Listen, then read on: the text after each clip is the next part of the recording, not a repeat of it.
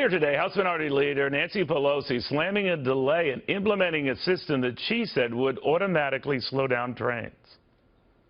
Well, I don't think we should have extended the deadline. The trains were still running. If you're going to extend the deadline, then stop the trains, because the risk is there. A waste of time is something almost sinful to squander when we could be making a positive difference in lives of the American people, and this is one example. All right, this technology that automatically slows down a train was something that was implemented last year, or called for last year, after a Philadelphia train crash that killed 8 people. On the phone with us right now, Russ Quimby. He's a former investigator for the National Transportation Safety Board. Russ, you heard that. I found it very surprising that Ms. Pelosi leapt on that as potentially avoiding this. And I just wonder, we don't know. Right? We don't know. Well, she's right to the very limited extent that had TTC been implemented fully, and there's several levels of this technology, that it would have prevented the accident. However, she fails to understand that there's a lot more into this, especially getting radio bandwidth and cost and things of that nature, getting interoperability between railroad systems. There's a lot more to it than simply saying, well, we should have done this a lot earlier, and those kind of things that politicians say. You know, there was another talk earlier as well about infrastructure spending. Maybe we're not spending enough. All of these might be legitimate issues, to your point. I just feel that we, without knowing what happened here, to assign blame on a lack of spending or not having a right technology at the time, it just seems premature. But you're the expert. I'll defer to you. I do want to get a sense of, are you surprised that it wasn't worse? In other words, that there weren't more people hurt and or killed? To a certain extent, until they download the event recorder and really know what the train speed was coming into the station,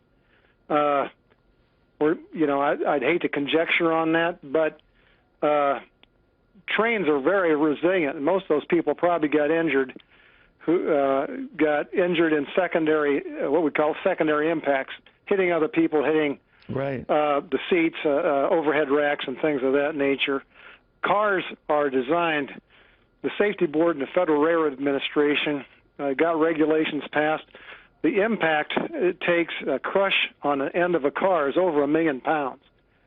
The United States has some of the most crash-worthy railroad passenger cars in the world, and they withstood an impact, in this case, I think, very well, actually. If speed were an issue here, this technology that would slow a train down, even though it's been approved and is coming to New Jersey, this train didn't have it installed just yet.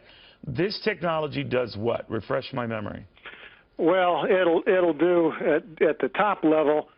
It'll determine where the train is, and if the train is performing according to the signal system and its location.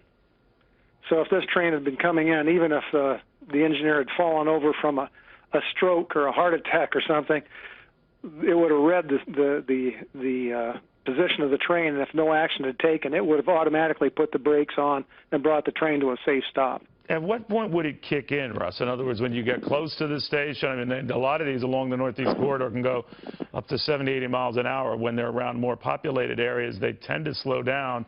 What would it likely have been doing as it was approaching Hoboken?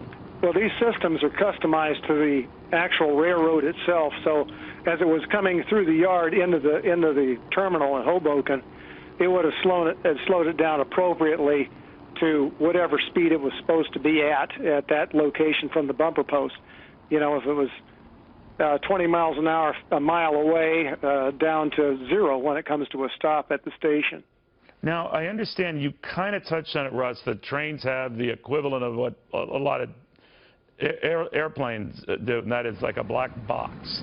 Can you tell me about that and what it might say here?